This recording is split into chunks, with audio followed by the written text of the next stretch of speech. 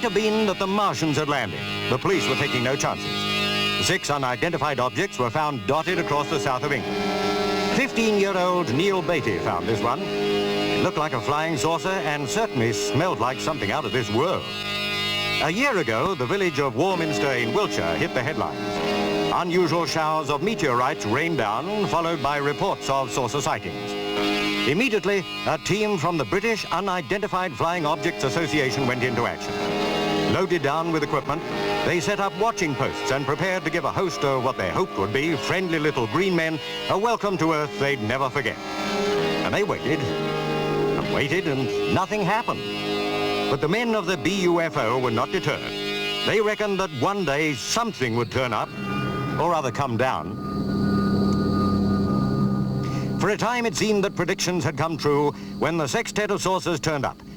They looked genuine at first glance, perhaps a little on the small side, but who could say how big the visitors might be? Then came the moment of truth. It was a hoax.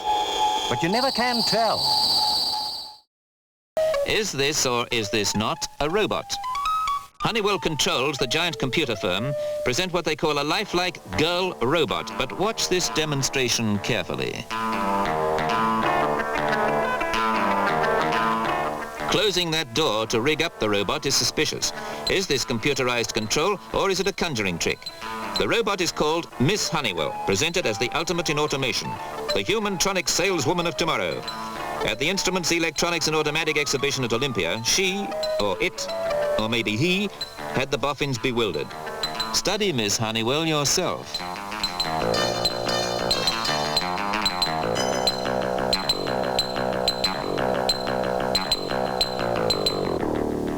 Animal, vegetable or mineral, science or science fiction. Whatever else she may be, Miss Honeywell pulls in the crowds, even at a refined exhibition which only the top technicians can begin to comprehend. Honeywell's own spokesman says he himself doesn't know if this is electronic or mechanical or human flesh.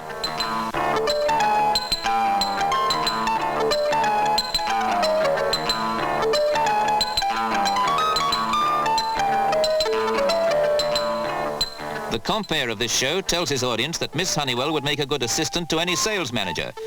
He, she or it replies, "Assistant, nothing. I'd make someone a very good wife," if he were a BSc and mechanically minded. All in a high-pitched voice like one of the television Daleks.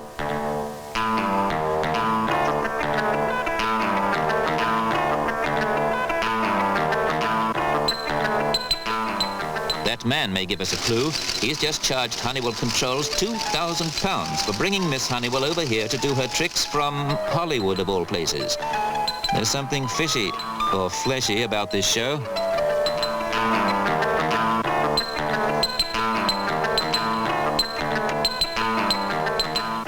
Now, what's the man's name? Mark Wilson. His Hollywood firm's called Magical Productions, and he himself used to be a conjurer. Let's see what happens when Miss Honeywell is back in her cabinet. He can prove she's a genuine robot simply by taking her head off in the open. That's all he has to do. But oh no.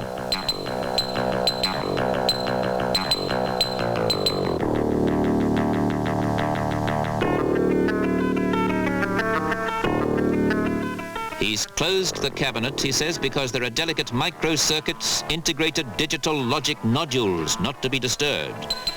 Well, he could have fooled me.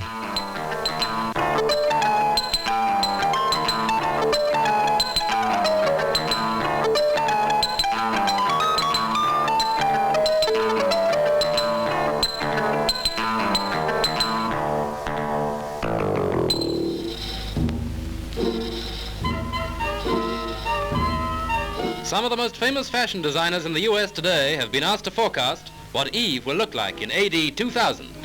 One idea is a dress that can be adapted for morning, afternoon, or evening. It's the sleeves what does it. According to another artist, one dress of the future will consist of transparent net. The net probably to catch the males. Apparently in AD 2000 we shall be having a hair-raising time. Yet another designer goes so far as to believe that skirts will disappear entirely. Shoes will have cantilever heels, and an electric belt will adapt the body to climatic changes. The lightly clad woman of tomorrow, ooh, swish, will move in an atmosphere that's scientifically kept at the right temperature. the future bride in a wedding dress of glass. What the groom will wear, apart from a worried look, isn't mentioned. A dress of aluminium, with a sash to change it for afternoon or evening, and an electric headlight to help her to find an honest man. As for him, if he matters at all, there won't be any shaving, collars, ties, or pockets. He'll be fitted with a telephone, a radio, and containers for coins, keys, and candy for cuties. Like this.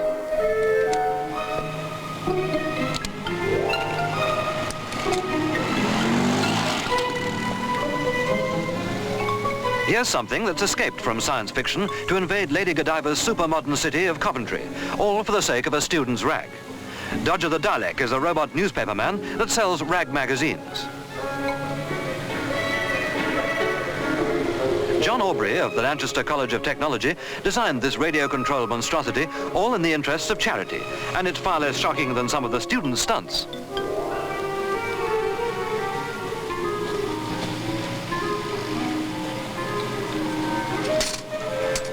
This electronic contrivance intrigues the public without personally inconveniencing them.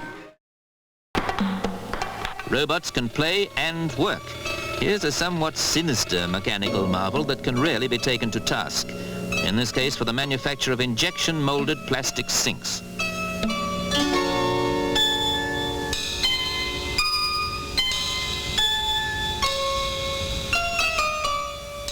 Unimate, as they call it, can even take a hand in reproducing itself.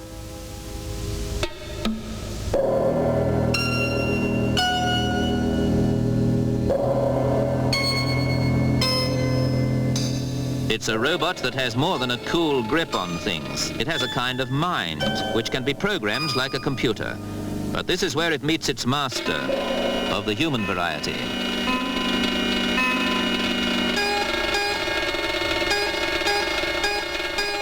Since we're looking ahead to the days of machine-aided leisure, just imagine the scene when Mr. and Mrs. 2000 sit down to breakfast with their very own automatic au pair, which makes the pop-up toaster seem primeval.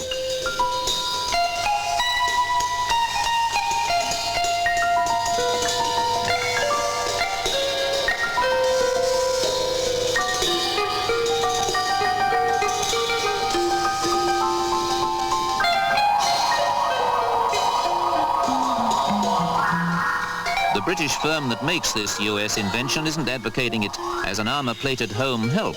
It costs £7,500. But this idyllic breakfast scene illustrates the ingenious intricacy that can be applied to complicated but repetitive industrial manoeuvres.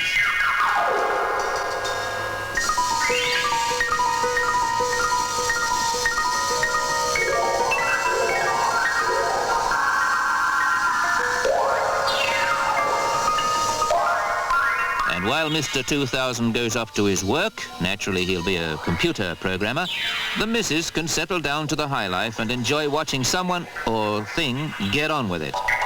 It's well worth celebrating.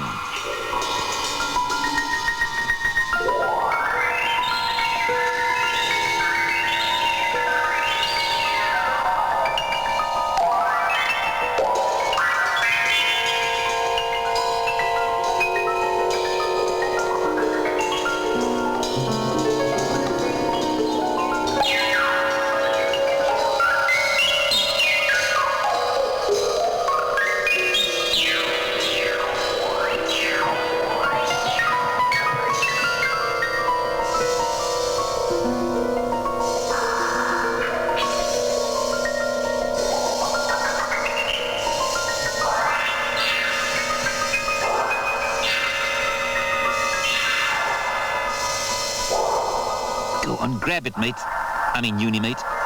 There you go.